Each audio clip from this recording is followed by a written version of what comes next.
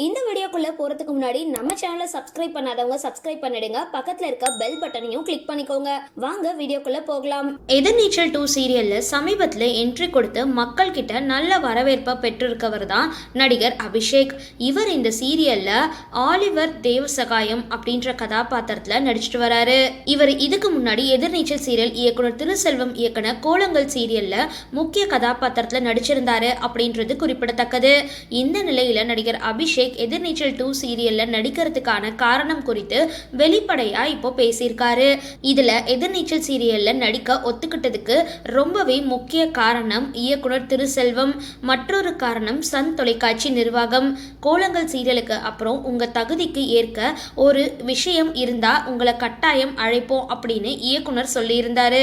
எதிர்நீச்சல் சீரியல்ல captain Oliver Devasahayam அப்படின்ற கதாபாத்திரம் சின்ன கதாபாத்திரமாகவே இருந்தது.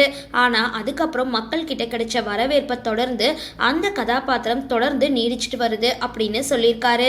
சரி, இந்த வீடியோ பத்தின உங்களோட கருத்துக்களை கீழே கமெண்ட் பாக்ஸ்ல போஸ்ட் பண்ணுங்க. வீடியோ பிடிச்சிருந்தா லைக் பண்ணுங்க, ஷேர் பண்ணுங்க, மறக்காம டிபி காபி சேனலை சப்ஸ்கிரைப் பண்ணுங்க.